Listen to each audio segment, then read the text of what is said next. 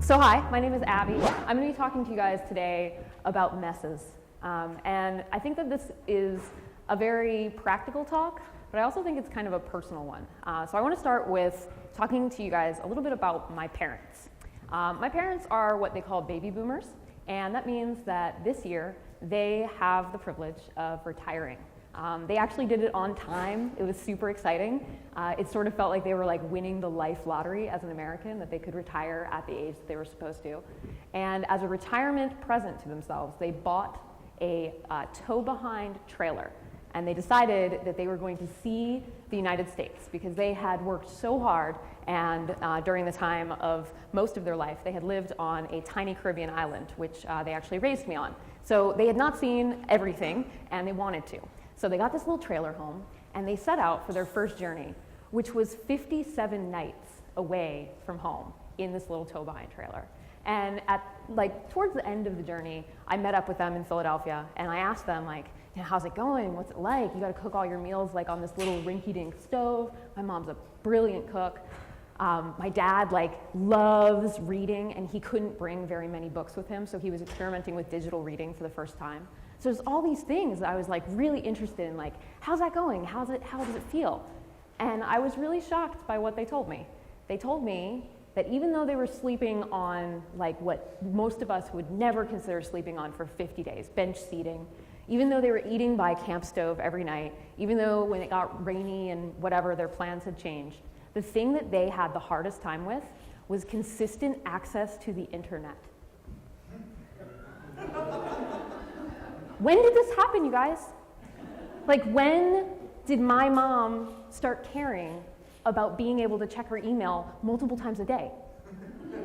When did my mom have 2 email addresses, one of which she uses for marketing email and one of which she uses with just her friends? When did this all occur, right? So I'm in Philadelphia, I'm seeing my parents, and it was like a scene out of the Wonder Years. My parents were doing this tour of the United States. They were going to see all their college friends that they hadn't seen in 25 years, 30 years, 40 years in some cases. And we stopped in Philadelphia, and we're having this Mother's Day brunch. And it's in the backyard of this guy, Phil, who they went to college with. And Phil has what they have all decided is the coolest stuff in the world, because Phil has an at-home weather monitoring system. And more so, Phil has an app that he runs his whole house on. And when you walk into Phil's home, he has a huge plasma screen TV that has photos of them in college that he's digitized. I mean, this was just they were all just standing there staring at picture after picture after picture of themselves.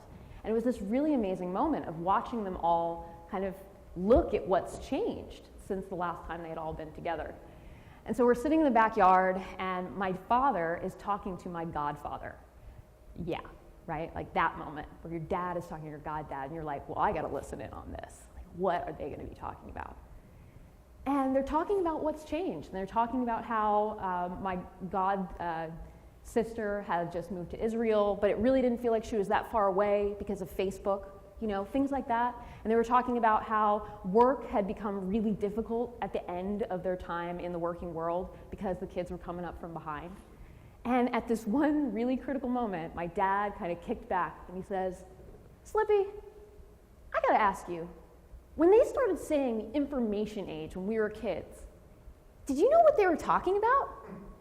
And Slippy goes, no, I didn't really care. But I guess we're in the middle of it now, huh? And my dad says, literally, the most important quote I've ever heard my dad say. He says, what the fuck is the information age? You guys, I spit beer out of my nose.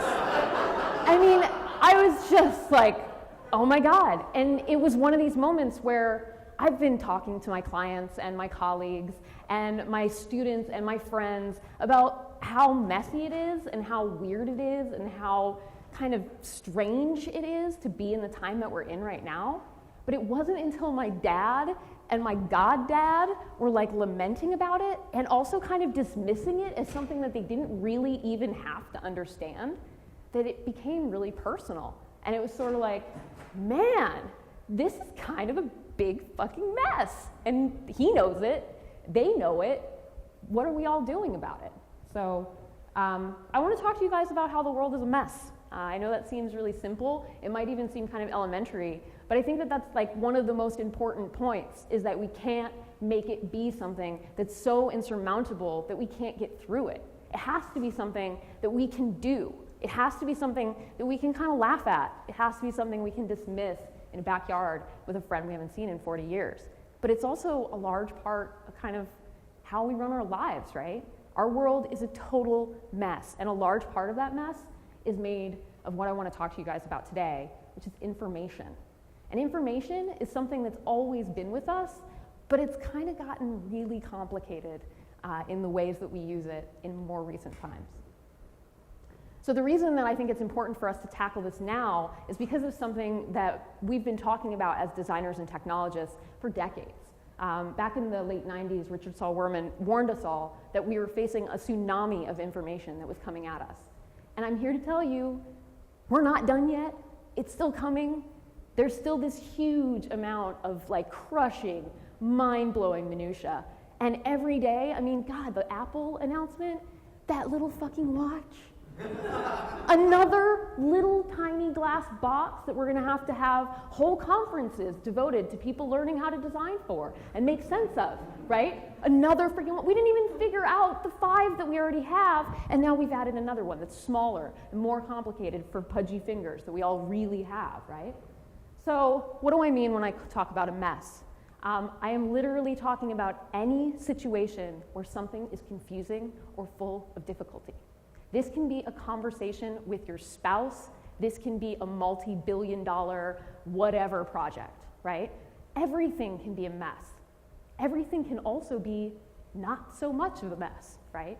But there's something between those two states that we just aren't quite understanding fully in terms of how rapidly things are changing. And I think that that's an important point to work towards changing. So what are these messes made of? They're made of 2 things: information and people. People make information, so that works out pretty well. But we don't tend to think about it this way, right? We talk about things like big data, social media, all these things like they're diseases, like there's something that's loose that we have to protect our children from and like batten down the hatches. Get into the cellar, the big data is coming. Like, no, we're making it, right? This starts from somebody going, hey, you know, it'd be really neat if we had a device that tracked how many steps we took. Yeah, okay, well then we had pedometers, right? It was only so long before all of a sudden we're tracking everything that we do, everything we consume. But towards what end? What are we doing with it? It's just adding to this pile. In 2014, the average American will spend 40 plus hours a month wading through what they're calling places made of information. So this is everything from a book that you read in paper, to a book you read on your Kindle, to a website that you might encounter, to an interactive display in a store. All of these things that are not things the way we've thought about things for the longest time. And the people who make these things, all of a sudden, they're kind of out of their silo, and it's like, oh, my thing's connected to all these other things. I actually have to pay attention to it now, right? So the stakes are really high. Along with those 40 hours a week, we also make approximately, this number is mind-blowing to me, 70 conscious decisions every single day, individually. We consciously decide, like the little devil and the little angel on our shoulder, should we do this, should we do that? 70 times a day. That doesn't even count all the subconscious times that you're making choices, the things that you just do, right? This is when we actually have a moment of cognitive thought about it. So we're all experiencing this information overload. And with that comes something that Richard Saul Wurman also said, which is we all have information anxiety. And that anxiety is not something that when you get into the user experience industry or the design industry or even the technology industry that you get away from, right? You're just creating the bubble for you to be comfortable in. There's still anxieties that are past that. The person that you meet for that next project that you don't understand the business of. That person that does a job that's so similar to your job that you now have to work with and work out the distributing differences between. We all face this anxiety of kind of the problem surmounting us. It kind of looks like this sometimes. Starts really simple. We have to have a website. Well, duh, everybody needs to have a website. This is really simple. Most people actually already do have a website if you're working with a company. But once you say we have to have a website, it's like the floodgates open up and all these other things start happening. Like, but our users still like printed things. So don't go thinking you're going to take our print budget and make something not print, because that's not going to happen, right? Like, just so we're clear, right? So now your mess is just like a little bit bigger. Okay, same money, two things used to be one thing. Got it. All right, I can work with that.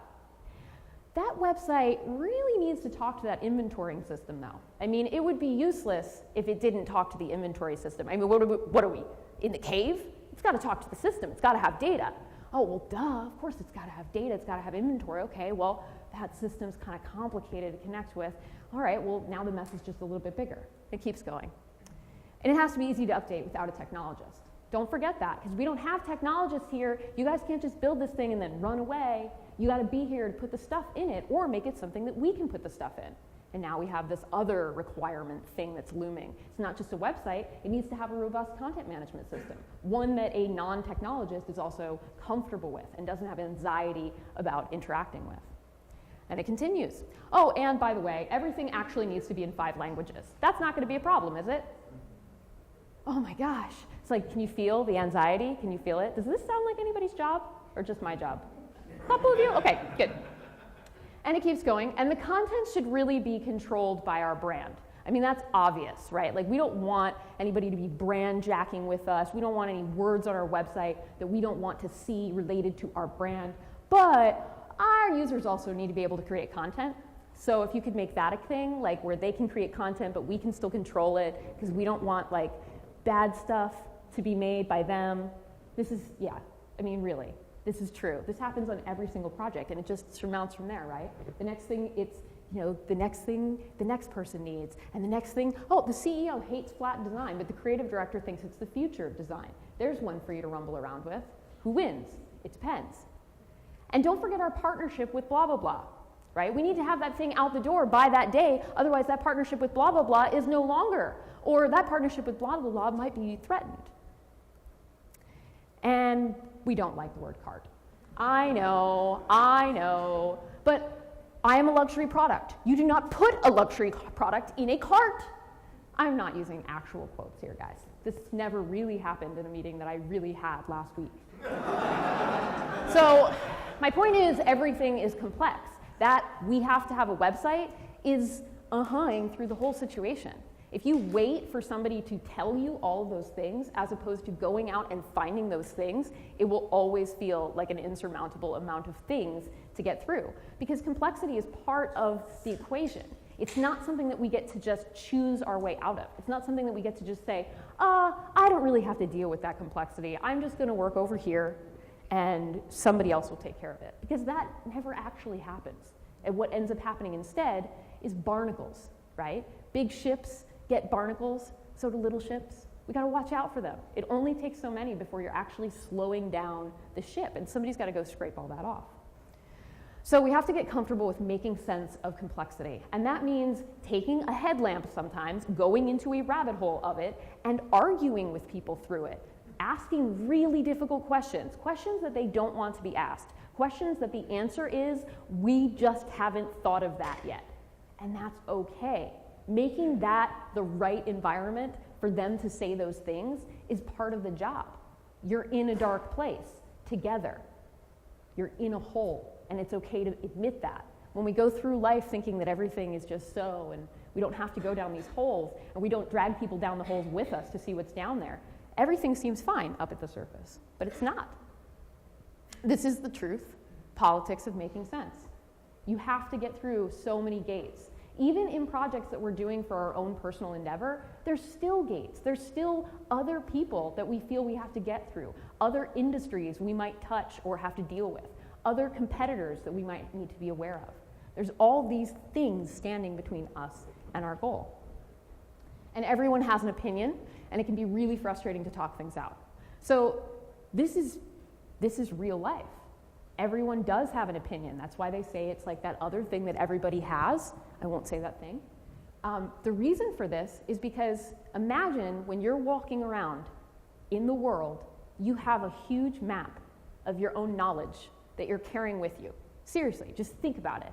This huge map of everything you know. And right now, in this talk, you are literally zooming into a part of the map that you know anything about the words I'm saying, the concepts I'm discussing, and you're trying to compare your map with my map. And you're saying, these are the things that I will accept of her truth, and these are the things I will reject of her truth. So when we go into a meeting with somebody else, we're coming in with different maps. We have to put the maps out, and if they don't match, people get really, really frustrated. So these maps that we're carrying around are called mental models. You guys have probably heard of those in your design research. Frustration is what occurs when there's different models in the minds of different people. So when one person thinks that the word cart is completely appropriate because you're doing an e-commerce thing, and the other person thinks it's offensive because you're a luxury product, they have different mental models they're working on. And they have to work on them together, otherwise they will never come into agreement. They will always see that frustration. And it's not about somebody winning, it's about both of them changing their map to understand what it means to make the decision that they have to make together. So the only way to get those maps into a place that we can talk about is using objects. So creating objects takes us out of what's called the mode of discourse, and it gives us something that we can point at. It gives us something that we can reference. Something that can be true, just for the point of the conversation. And it can be as simple as a squiggle. It can be as simple as a doodle. It can be as complex as a research report. Whatever it has to be, it's the object that you carry with you as you go through that really complicated maze to make sure that when you get to that end state, everything is the way you wanted it to be, as opposed to this other thing that it becomes, what people like glob onto it. When we have something in common to point to, we can reach what's called consensus more easily. This means we all agree on what's happening. It turns out that agreement alone is the most difficult thing to get in design. No one ever told me that in design school. So I'm trying to tell everyone that will listen to me. It is not about colors and fonts and boxes and arrows. It is about agreeing on something and deciding to go and do it together and not disagreeing and getting in each other's way. With consensus comes momentum. So until you agree, you will not move forward. You will not have that feeling like, yeah, we're getting it done. Instead, you will feel heavy and like you're not getting anything done and like no progress can be made. And these are the days where the mess feels like it really doesn't want you to make sense of it. But that's just a moment. That's just something that you have to get through with agreement with the people that you're working with, and sometimes with yourself. But often it is more than two people and more than two models. So imagine a meeting like the ones that you all might be more used to, where there's 6 people, 7 people. 7 different versions of the truth in a room is a really scary place to be. So in those moments, it's even more critical for you to get out that thing and make that object of consensus. A mess like that can feel almost impossible to make sense of. And unfortunately, what I see happen in too many cases is that most people get overwhelmed at this point. And there's 2 kind of going strategies that I've started to see as a way of not fixing the mess, but moving forward anyways. So these are the 2 I've uncovered. The first is ways to hide the mess, right? You don't fix it, you just kind of put up things that block it or hide it or lock it away. Maybe you put the little digging guy saying you're working on it. You know, all these ways to sort of like excuse yourself from the mess. Or you can pretty up the mess, right? You can fluff the front end, as they might call it. I had a client recently call me and say, so we're working with this brand and they had their website redesigned, in air quotes. And what that meant was they changed the CSS, like just the CSS. They didn't move, they didn't change a single word, a label, not a box or arrow was touched, just the CSS. And they were shocked that nothing changed. Shocked. They were like, but the website looked terrible before and it looks so great now. Why doesn't it? Because they're just fluffing it. They're just fluffing something that doesn't actually work. Another way to deal with this is a new user tutorial to explain the mess. This is like the thing with the, oh, let's have an overlay the first time you're here and we'll point to the controls so you'll see where they are. Because you're going to remember that next time, right? No, you're not. And then my favorite is the incentive structure for dealing with the mess. Sort of like, hey, if you give us money, you don't have to have a mess. But if you don't give us money, welcome to the mess. You get to live with it. But the mess is still a mess, right? In both of these cases, the mess is still there. It's just been kind of tempered. And they've bought time. But that's sort of the most dangerous thing they could have done. Because it turns out that the one thing that is super clear about messes at this point is that time makes them grow. They just get worse. That next person tries to fix it in that little tiny way and adds their thing, and that's where the barnacles come up, right? It's just like, now we can't even move. Or now we're going out of business because we didn't figure our shit out. So, information architecture. It's the way that we arrange the parts of something to make it more understandable as a whole, i.e., the way that we keep the messes at bay. The structures that we put the content into are incredibly important for people to make sense of what the heck is going on in this crazy world of ours. And as the channels and the mediums and the context just get more and more overlapped and mushy, it's going to be even more critical for us to really understand information architecture principles. And IA tools and concepts are not actually hard to learn. Believe me, I've learned all of them myself. They're not hard. They're kind of easy if you're ready to ask questions and be truthful and not hide from messes. They're also not expensive to teach. Most of the things that I teach in information architecture at Parsons and SVA is done by hand. It's with pencils and paper and Post-it notes and brains, right? And it's fine. You can learn it that way. But IA tools and concepts are not actually taught as often as they should be. And it's kind of one of those things that's like the endangered species of design at this point. It's being cut from most design curriculums, which is something that you all might not know. It's something that we were taught when I went to print design school. Information architecture was a core tenet that you learned as a print designer. Somewhere in like the late 90s territory, there was sort of like this nerd revolution where there was two IAs. There was the print IA and there was the digital one, and it was sort of like, boom. Not sure what happened after that. But as a result, many adults don't understand the very basics of architecting information, which is fine, I suppose. I mean, I'm an information architect. That's more work for me, right? Well, it's not actually that simple because most of those people still architect information daily, either in their work life or their life. And I am definitely sure on this, the results vary drastically. Some people are super good at IA without ever having considered it a concept to even think about. Other people are dang terrible at it. It just is. And when they're given tools and concepts to understand, it's something that they can get better at. So it's like one of those things I just feel like, we need this. So I came to the realization only very recently that everyone architects information, right? We all do this thing that makes sure that the intent we have reaches the end, right, in that messy network. And it's not just people that are, doing sitemaps and wireframes for websites. It's people who are doing Gantt charts for projects. People who are doing hierarchy diagrams for organizational change. People that are doing flow diagrams to understand how to make the healthcare system better. These are all acts where we are trying to influence this thing called information that's all around us. And we're trying to make sense of it. So I want to teach you guys information architecture in 5 very basic lessons.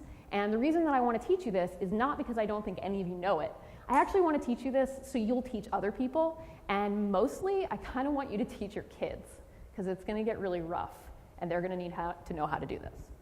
So information architecture in 5 basic lessons. Go. First one, this is the hardest. Information is subjective truth. Okay? Now, you guys, bear with me. Thinking about information as a material is really hard. This is because it is not actually a material. You can't pick it up. It's not a thing that you can hold in your hands. It's not even a thing that you can look at on a screen. It's another thing. It's this thing that everything has, but what it actually is your perception of what's going on. So what you think is happening in this room right now is the information. The rest of it is content. We're the content. What you guys think about it is the information part. So I know that that's really not typical of an information architecture talk to start with because it's sort of philosophical, but it's really important that you understand that when I say information, I do not mean content. I mean the perceptive quality of what the user is actually taking away from the content that they're consuming, which is complicated. But everything has it. Everything has information. It is literally impossible for you to encounter something and have no perception of it. Even if your perception of it is, I do not care about that thing and it is useless to me, that is still information, right? That's your information. And that's also something that can be very different than the other person that's looking at it.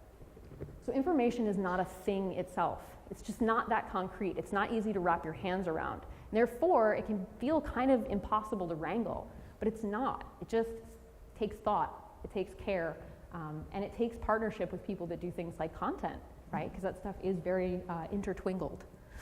Information can actually be made of a lack of physical material. And I think this is probably the way that, that my students most grok the whole idea of it not being a thing itself. So imagine that you're in a grocery store and you're in the section where the jams and jellies are, and you approach a space in between two jars.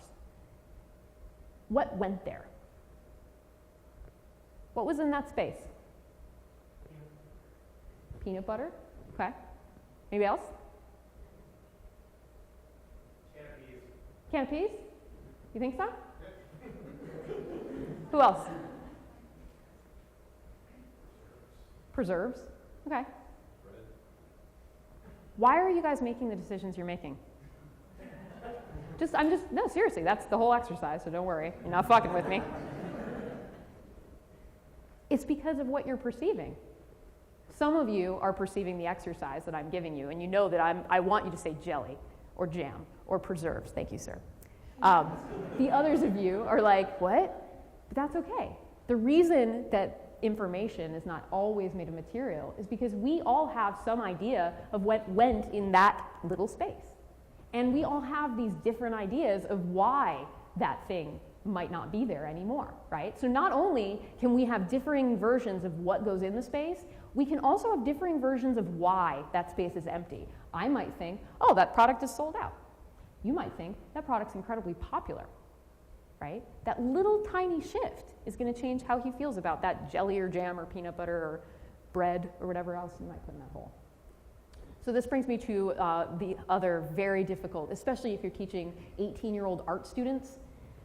There is no truth, you guys, no true information. This is hard, but it's true. Weird. So what I like to talk about instead of truth is what we call spin. So spin is being able to take one thing and make it mean a couple different things. So for example, if we're working on a product that needs some kind of like medical okay, we might be working with data that would allow us to create both of these constructs. 8 out of 10 doctors do not recommend and doctor recommended. We've got 2 doctors, they recommended it, we're not lying, it's still true. Is it right? I don't know, but it's still true. And that's something that you have to be really aware of, because there's all these moments 70 times a day where those little angels and devils are on our shoulder asking us, what do you want to do with this time? What do you want to do with this decision? How do you want to spin this? And this is because data is mined, but information is architected. That's the part that we actually make. That's the part that we take what we want somebody to believe about the world, and we make a place where we think they'll believe it after experiencing it. I mean, that's incredibly powerful. And it's only after that that they can get to knowledge and wisdom. Like, information is this key cornerstone thing that sort of allows us to be knowledgeable about anything in the world. It's pretty amazing.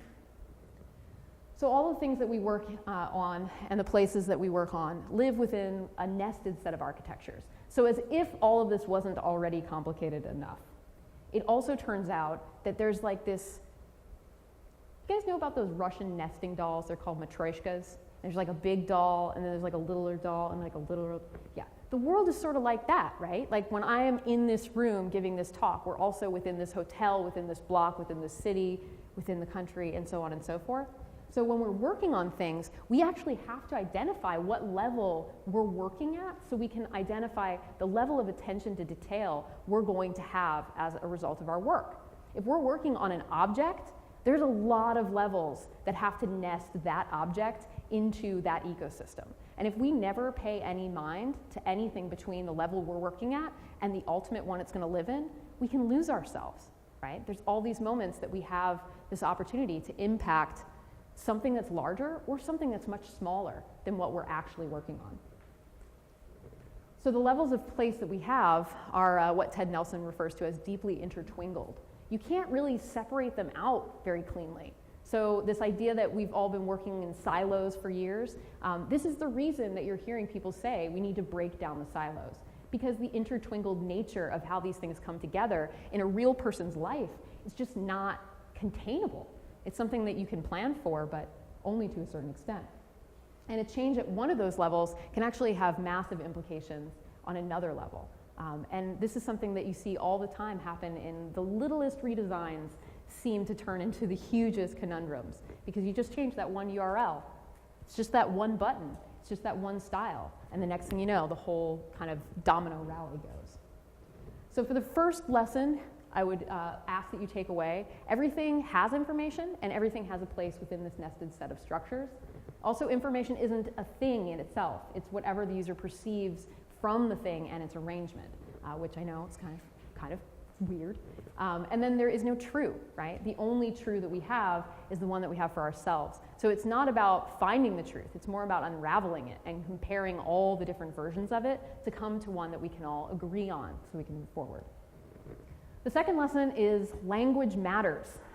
Language is the way that we work. Like, it's the communication tool that we all use. It's the way that we collaborate. It's the way that we can communicate to each other what we actually want to get done. And there's some really specific ways that I think information architecture thinks about breaking down language into its actionable bits on any given project. So I want to talk to you about ontology today, which is a very academic sounding word. So I'm going to compare it to something that is another academic word, but I am guessing you have more experience with. So lexicography is what you would be doing if you wrote a dictionary. Okay? We are going around and we are collecting all of the meanings for a given term, right? So we're saying the word pool can be a swimming pool, a betting pool, can be all sorts of things, right? Ontology is when we say, for the context that we're in and for the purposes that we have, when we say a word, this is what we mean, right? So when Facebook said that the word like would forever mean something completely different than it ever meant before, that's what they were doing. They were making an ontological decision, taking the word like. They could have chosen the word love. They could have chosen the word fist bump, right? They didn't. They chose the word like. They also chose the word friend. And we're all seeing the impact that them choosing those words. They turned friend into a verb. That's amazing. Like, holy moly. As an IA, that's a pretty nerdy accomplishment for them to have done. So this is what working with language actually looks like. It's not reviewing bullet point decks. It's not going over documents at your desk alone and making sure that everything is perfect. It's working with each other to understand your language. It's being in a meeting with somebody who says a word you don't understand and saying, what does that word mean? When you say that, what do you actually mean? Because when I hear that, I think you mean this, and I might be wrong, right? It's having the courage to actually start to uncover those things. And this is because meaning is incredibly subjective, it's demographic, it's sociopolitical, it gets completely lost in translation, and it's quite complex. I had a client pretty recently that was having a really difficult time getting through the RFP process. Nobody was responding to the RFP. And we were talking about it, and he said, can you just review the language for me? Can you just make sure I'm not crazy? And I reviewed it. He had described what he wanted in a homepage as a homepage filled with buttons. Yeah, right? You guys are the people that this is intended for, and you getting that RFP would laugh. I mean, it's just like, a homepage made of buttons? What are you smoking, dude? Like, no, I'm not going to give you a homepage full of buttons. I'm the expert here, right? But what did he mean by the word button? Nobody had bothered to ask. He didn't mean a form element button. He meant a content area that he himself could change as his business had changes, like a season coming and going, right? He didn't want to have a homepage that was static like his was now. And to him, the opposite of static is button. Why? I don't know. It doesn't matter why. It only matters that it is. Because to him, that's true. See what I mean? Okay. This is the words we don't say list from the New York Times. So imagine trying to write a controlled vocabulary for the New York Times. Like, that's impossible. They're constantly reporting on things that we don't even know exist yet or that we care about. How could they ever have written every word they're ever going to say? So they took the opposite approach. They said, here are the 50 or so words we do not allow anybody to say. Now, there's some real shockers on here. Did you know you're not allowed to say the word zeitgeist in the New York Times? Nor are you allowed to say that someone donned a cape. Just can't. Why? Because this is how they keep consistency over the way that their writers write. And the tone and style of being a New York Times writer has to mean something. Otherwise, it wouldn't mean anything. And then where would they be? They wouldn't be the New York fucking Times. They'd be somebody else. So controlled vocabularies is a list of approved terms and definitions in a particular context or setting. And I know, you guys, this is boring. Like, nobody wants to write a list of definitions. I can tell you this right now, it is one of the most useful exercises as a designer you will ever get through. Because getting into the intricacies of how people describe their business and the elements of it, it has all the secrets. They're all in there. You just have to unlock them. And as pedantic as this document is, it still becomes something that's the exercise is the point, not the output. It's having the conversation, hearing the stories, hearing the why behind the words they're saying that matters much, much more than documenting it all arduously for them to rigorously adhere to. So start with language. And the real important part there is don't start with interfaces. I see way too many teams that are just diving into interface work when the language is all mucked up. And the language being mucked up is not always your fault, but that doesn't mean it's not your problem to deal with, right? When you come into an assignment and all you're doing is moving the furniture that they have around in the room, there's only so much effect you're going to be able to have. You have to be willing to go in and blow up their language. Ask them what they mean. Say, that doesn't make any sense. Do you think people know what you mean when you say that? They don't, right? And then prove it to them if you have to. And we must remember in that language is not just words, okay? Do you guys know what this is? Somebody say it. What is it? It's the hamburger menu, right? Why is it called the hamburger menu, you guys? Because nobody had a freaking word for it. And yeah, exactly, right? Can you imagine the poor customer service representative that's on some major publication website that just upgraded to the hamburger menu? She's sitting in her cubicle answering questions about how to use the website and saying things like, can you just click on the hamburger menu? This doesn't come out of nowhere. We are creatures of habit. We like to have words for things. If you can't come up with a word for the thing, there's something wrong with the thing. You have to figure out what it's called or it doesn't exist. Right? We call this an uncontrolled vocabulary. Here's the problem with them. Uncontrolled vocabularies lead to what's called linguistic insecurity. That's an established thing, right? You've all experienced it, is when somebody is talking over your head or you are afraid you are talking beneath them. Either way, you can feel anxious about it. Turns out people who are suffering from linguistic insecurity are not very fun to work with, and they do not like to battle things out in a playful way. They like to kind of curl up and protect their version of the world and not play nice. So the only way that we can really get over this linguistic insecurity is by actually creating a language that everyone can understand and be secure in the use of, which means collaborating on the language, not just beating them over the head with a lexicon they're never going to adhere to, right? You have to kind of develop it with them. So to wrap up language matters, take control of your organization's vocabulary and help to reduce linguistic insecurity. Remember the power of making ontological decisions. So language is very impactful. When you create that next icon that you're not sure what the heck to call it, think really hard about whether or not you're not hiding the mess by doing that. And then remember the language is not just words. The next lesson is about structure. So I want to talk to you about how structure is not something that you can just kind of decide based on what's always been, or pick up what is done by the competitor, or decide what looks right to you. It's actually rhetoric. It's the thing that you tell people how to use the thing you're designing by. Right? The structure that you give to something tells somebody to open it up or keep it closed, to look through it further or stop on every single place along the way.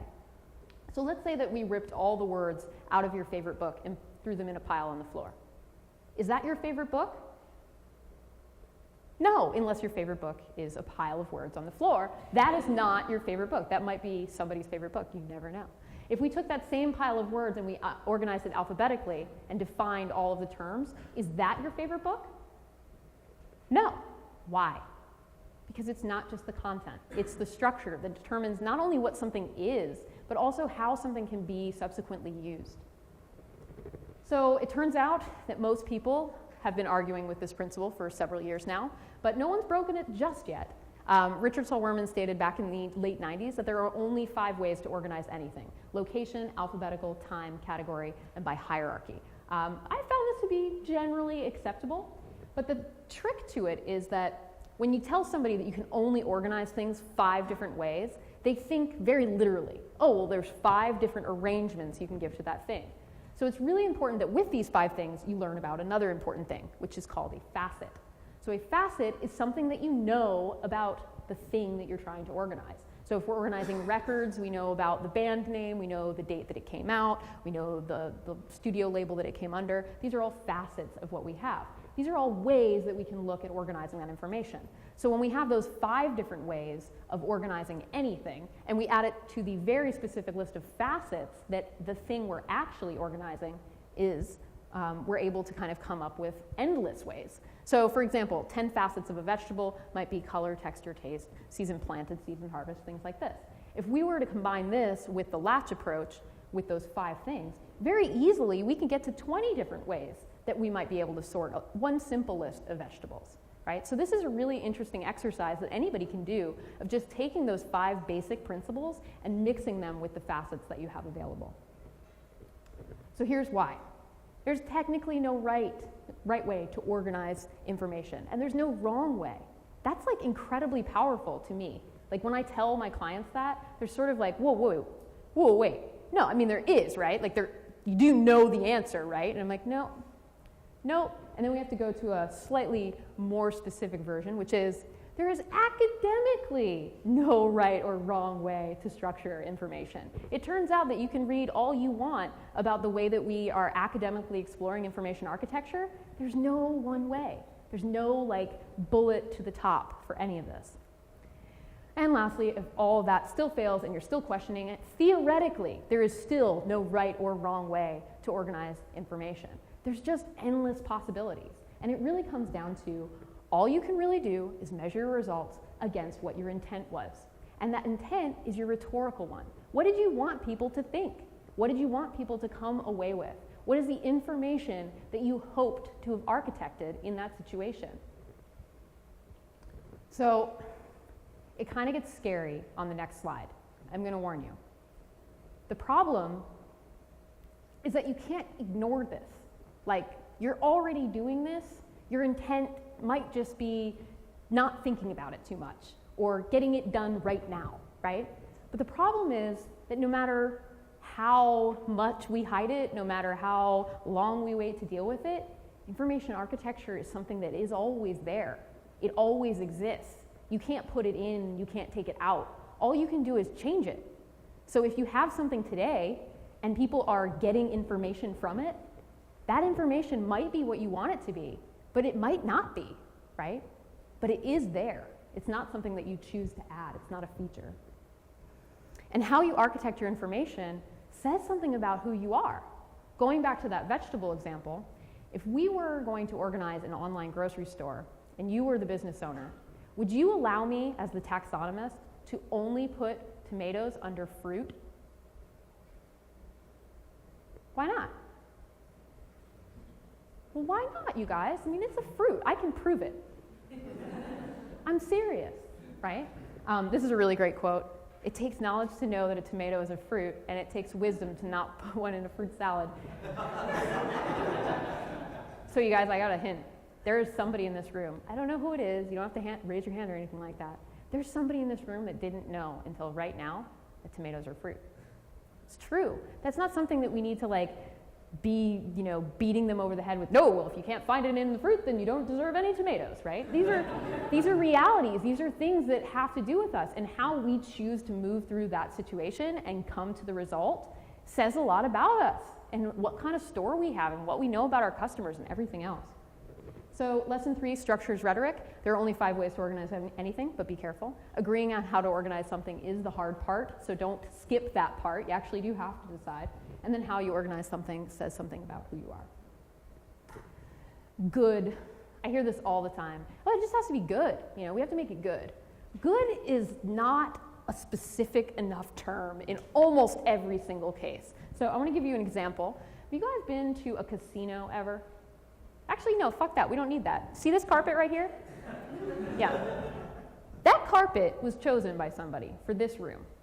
Now, there's enough designers in this room that I can tell you that we're all in agreement that this carpet is not aesthetically pleasing from a design sense, right? Like we could all kind of, no, it's not true, right? If you ask Las Vegas casino gamblers, who I had a chance to meet in some user research I did for a client, they will tell you things like, I think the most beautiful thing in the world is the carpets in Las Vegas. Quote.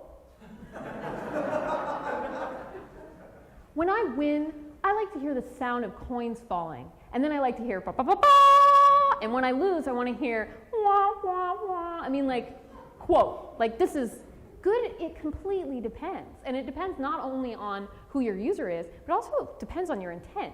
It turns out if you do any research into Las Vegas casinos, the reason that loud carpet patterns are so prevalent there is probably not too much of a guess. It's because bad things happen on that carpet and you gotta hide it from as many people as possible while there's also lots of traffic. So the fact that gamblers also have positive associations with loud carpets, who can separate that from their addiction to gambling, right? It's kind of a complicated mess. So what I'm really getting at here is reality. The reality of what you're in has to do with your context. It has to do with the problem that you're currently working out. And that reality involves a lot of factors. It has time attached to it. It has resources. It has things like talent and your skill set and your personality and how you kind of think ethically the work should be done or the integrity that you hold. All of these things change forever the decisions that we make and how we look at the world, right? The information that we see when we're looking at the situation we're in to make these decisions. And it also involves many players. So our users are one player that's involved, but there's also these stakeholders and there's other makers, right? And sometimes we can be in all of those groups together, and that can get really complex to think about. Because when we're doing that, we're wearing multiple hats, but we're not. We're using one at a time and kind of working through that process as those different roles. So paying attention to the overlaps is really important. So good needs to be defined. We need to face subjective reality by looking through the eyes of users and stakeholders. We need to determine what our intent is and then define words like good, right? Good is not enough. We need to know what that means to us. And then we need to identify the players and the factors that we face. And the last one could probably be subtitled, Diagram the Damn Thing. Like, seriously, too many people talking in meetings with their hands about things that would so much want to be on a whiteboard or on a little piece of paper so they could get it out of their heads. When we wave our hands around, we're asking people to move through their map at a clip that is just not sane. And it doesn't make for collaborative change. It just makes for frustration. It makes for people shutting down cognitively and not wanting to work with you, right? And those conversations can seem to go fine because they kind of give up. It's like, fine, just do it your way, it's fine. So diagrams help us to acknowledge complexity. A diagram is not something that we make to like an infographic so everybody sees how clear it is at the end. A diagram is something that we work on. It's something that we diagram through because we don't understand it. It's something that when you take a fuzzy process that this person keeps talking at you about and you just can't process what is it, and you start to lay boxes and arrows together, you understand more about the thing. And more importantly, you can ask more specific questions about that thing. Because diagrams help us to compare our models, right? It's that map that we're all carrying around. We've got to get it out of our heads. And these diagram types should be collected, but also invented for your context. Don't get stuck with the idea that you have to solve everything with a damn wireframe. You don't. Sometimes it's not that time yet. Prototypes, on the other hand, help us test our ideas. So they're no less important, right? They're equally as important. You can't just have prototypes or just have diagrams. That's an incredibly frustrating way to work. That's like saying, how about this way? No? Okay, I'll change it. How about this way? No? Okay, I'll change it. How about this way? No? Okay, I'll change it. I mean, come on! Like, towards what end? Make a damn map. So card sorting is something in information architecture that's pretty much our most primary prototyping tool, but it's really important, right? And it's minutia, right? It's moving words around into buckets, but it's really empowering to see as users kind of unpack what their use of that language is and how you can make something really powerful for them. So lesson 5, make diagrams and prototypes. Diagram the damn thing. Stop talking about it and grow your toolbox. The diagrams page on Wikipedia is a treasure trove, so just go there. So 5 things I hope you learned today. Information architecture is important. Information is subjective truth. Language matters. Good needs to be defined in context. Structured rhetoric and making diagrams and prototypes is important. Because information architecture is not just for information architects. I may be the only one in the room. I don't even know, but that's okay. Because you're probably already making things and practicing information architecture today. So one more thing before I leave you. I want to tell you that practicing IA does not take permission, but it does take bravery. And in case you need permission, I am the president of something called the Information Architecture Institute, so I will give you permission. Granted, it's here. And if it's something that you're really interested in learning more about, check us out. It's a free membership organization to join. We have a global conference called World IA Day in February. We're in 38 cities this year, all over the world, in all different languages. Very, very exciting. So I will leave you with this. Maybe if we all think a little harder about the information that we architect, the world will start to make a whole lot more sense, or at least that's something I can hope. And thank you.